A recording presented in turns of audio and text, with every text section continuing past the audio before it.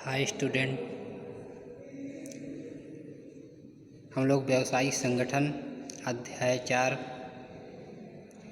में आयात एवं निर्यात की गतिविधि क्या है इसके बारे में जानेंगे। सबसे पहले जानते हैं कि आयात क्या होता है। आयात एक देश किसी देश से जो माल अपने देश में मंगवाता है वह उसका आयात कहलाता है।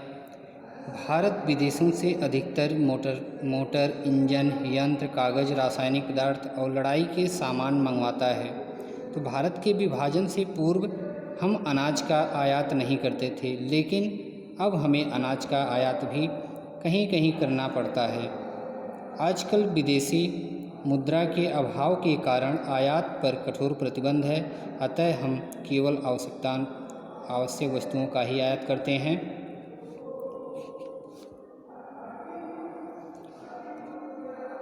तथा अगला है निर्यात।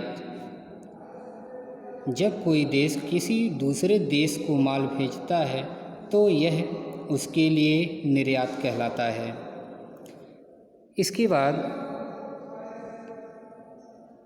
आयात करने की विधि क्या है।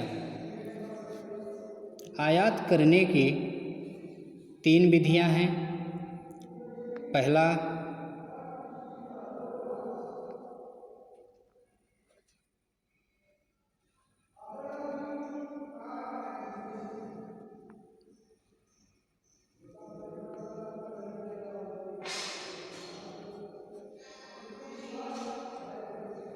आयात आज्ञा प्राप्त करना। सर्वप्रथम आयातकर्ता भारत सरकार के वाणिज्य मंत्रालय द्वारा नियुक्त आयात नियंत्रण के पास प्रार्थना पत्र लिखेगा कि वह अमुक देश से अमुक माल मंगवाना चाहता है। आयात नियंत्रक यदि उचित समझता है तो मंजूरी दे सकता है।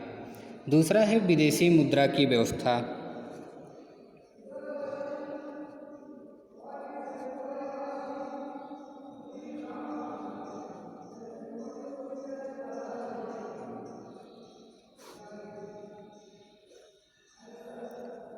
आयात आज्ञा पत्र मिल जाने पर रिजर्व बैंक ऑफ इंडिया नई दिल्ली से विदेशी मुद्रा की मांग करेगा। Reserve bank of India Bharat का केंद्रीय बैंक है और विदेशी विनिमय की भी व्यवस्था करता है।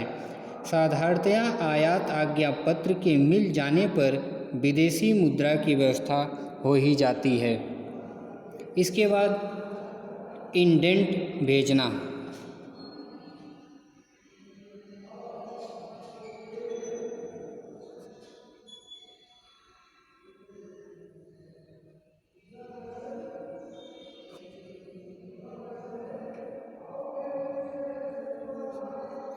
इंडेंट भेजना, आयातकर्ता विदेश से जो माल खरीदना चाहता है उसकी एक सूची तैयार कर किसी निर्यात एजेंट के पास भेज देता है। सूची तैयार करते समय विशेष सावधानी रखनी चाहिए। आयातकर्ता को इंडेंट में माल का पूर्ण विवरण और माल संबंधित सभी आवश्यक सूचनाएं स्पष्ट कर देनी चाहिए। यदि आयातकर्ता का विदेश में परिचय है तभी उस देश के किसी निर्यात प्रतिनिधि को इंडेंट भेजना चाहिए।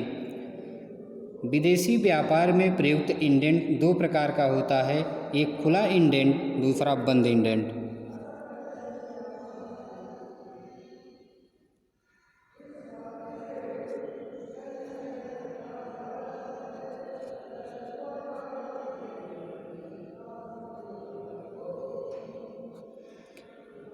अब खुला इंडेंट क्या होता है, बंद इंडेंट। खुला इंडेंट ऐसा इंडेंट जिसमें आयातकर्ता केवल मंगाए जाने वाले माल का नाम व मात्रा लिखकर भेज देता है, खुला इंडेंट कहलाता है। इसमें माल भेजने का तरीका, पैकिंग इत्यादि निर्यातक के ऊपर छोड़ दिए जाते हैं। इसे अपूर्ण इंडेंट भी कहते हैं। दूसरा है बंद इंडेंट। जब आयातक माल की मात्रा, किस्म, पैकिंग का ढंग, भेजने का तरीका आदि सभी कुछ निर्यातक को बता देता है और उसी के अनुसार माल प्राप्त करना चाहता है तो इसे बंद इंडेंट कहते हैं।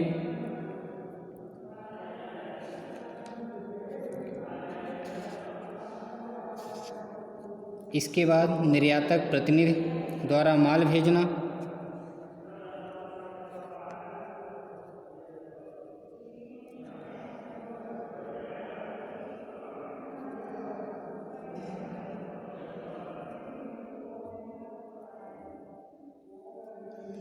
निर्यातक प्रतिनिधि द्वारा माल भेजना। निर्यातक प्रतिनिधि इंडेंट मिलने पर उसमें लिखा माल उत्पादकों व थोक व्यापारियों से एकत्रित करके तथा आयातकर्ता के आदेशानुसार पैकिंग करवाकर माल का बीमा कराकर जहाज पर लदान करा देता है तथा माल संबंधी सभी अधिकार पत्र प्राप्त कर आयातकर्ता को इस बात की सूचना दे देगा कि निर्दिष्ट माल भेज दिया गया है।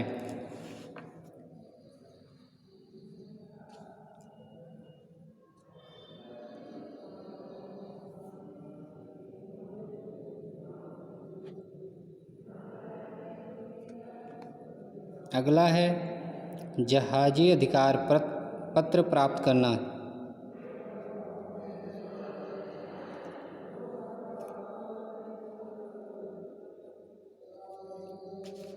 आयातकर्ता द्वारा माल भेजने की सूचना मिल जाने पर अधिकार पत्र प्राप्त कर लेने चाहिए।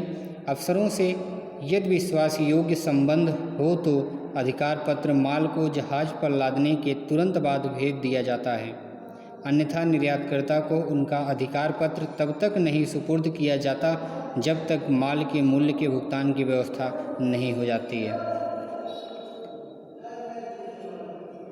अगला है आयात व्यापार में प्रयोग किए जाने वाले प्रलेख।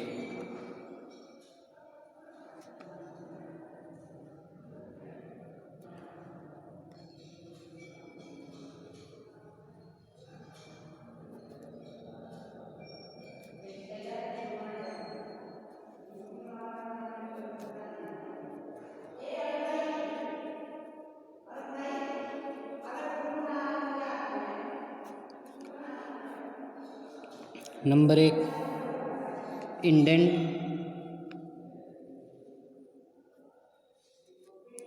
दूसरा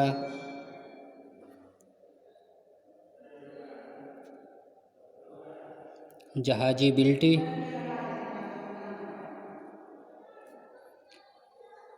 तीसरा निर्यात बीजक,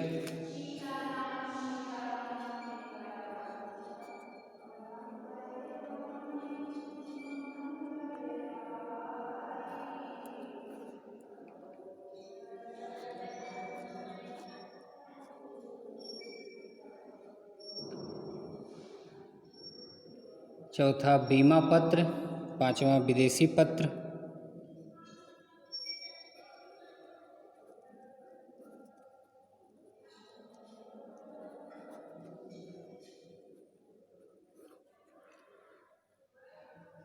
प्रवेश बिल, दर्शनी बिल,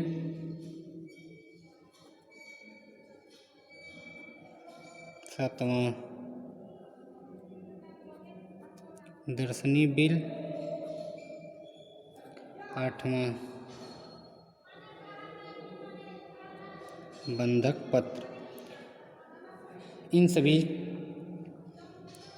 इंडेंट, जहाजी बिल्टी, निर्यात बीजक, बीमा पत्र, विदेशी पत्र, प्रवेश बिल, दर्शनी बिल, बंधक पत्र इत्यादि का प्रयोग करके इन प्रलेखों का निर्माण किया जाता है।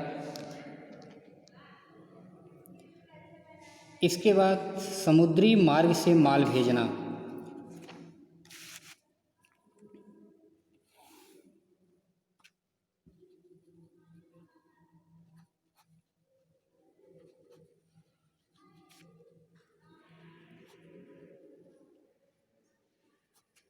समुद्री मार्ग से माल को भेजा जाता है। समुद्री यातायात का कार्य जहाजी कंपनियां करती हैं। जब माल समुद्र पार विदेशों को भेजा जाता है तब किसी जहाजी कंपनी से माल ले जाने का क्रय संविदा जो कॉन्ट्रैक्ट करना पड़ता है। निर्यातकर्ता व्यापारी स्वयं अथवा अपने प्रतिनिधि की सहायता से जहाजी कंपनी से माल ले जाने की एक शर्त तय करता है। जहाजी कंपनी के साथ माल ले जाने का क्रय संविदा एक लिखित क्रय संविदा है जिसमें जहाजी कंपनी द्वारा माल ले जाने की संपूर्ण शर्तों का उल्लेख होता है। पहला है चार्टर्ड पत्र।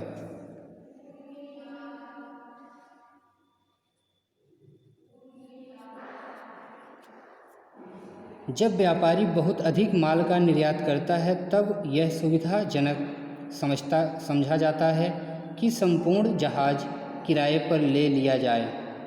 जब जहाज़ कंपनी के साथ जो क्रय संविदा किया जाता है उसे जहाजी क्रय संविदा कहते हैं। चार्टर्ड पत्र दो प्रकार के होते हैं। पहला, निश्चित यात्रा के लिए क्रय संविदा। निश्चित यात्रा के लिए क्रय संविदा। जब पूरा जहाज़ किसी विशेष निश्चित यात्रा के लिए किराए पर लिया जाता है तब जहाजी कंपनी के साथ किया गया क्रय संविदा एक निश्चित यात्रा के लिए क्रय संविदा कहलाता है।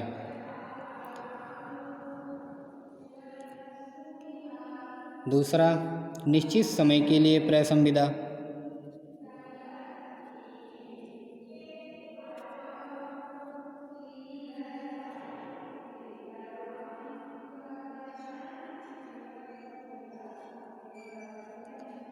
जब निर्यातकर्ता व्यापारी एक निश्चित समय के लिए पूरा जहाज़ किराए पर लेता है तब जहाजी कंपनी के साथ किया गया क्रय संविदा निश्चित समय के लिए क्रय संविदा कहलाता है। दूसरा है जहाजी बिल्टी। जिस प्रकार रेल द्वारा माल भेजने पर रेलवे कंपनी माल भेजने की रसीद देती है, उसी प्रकार जहाजी रसीद माल भेजने वाले और जहाजी कंपनी के बीच एक क्रय संविदा है जिसके आधार पर जहाजी कंपनी माल ले जाना स्वीकार करती है। यह दो प्रकार का होता है, निर्दोष बिल्टी, दूषित बिल्टी।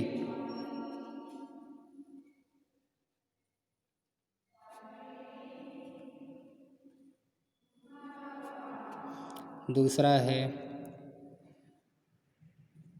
दूषित बिल्टी। निर्दोष बिल्टी जब माल का पैकिंग अच्छा होता है और माल संतोषजनक अवस्था में होता है तब जहाज का कप्तान निर्दोष बिल्टी देता है। दूषित बिल्टी जब माल का पैकिंग अच्छी अवस्था में नहीं होता और माल की मात्रा में भी टूटने फूटने की संभावना होती है तो उसका बिल्टी वितरण बिल्टी में दे दिया जाता है।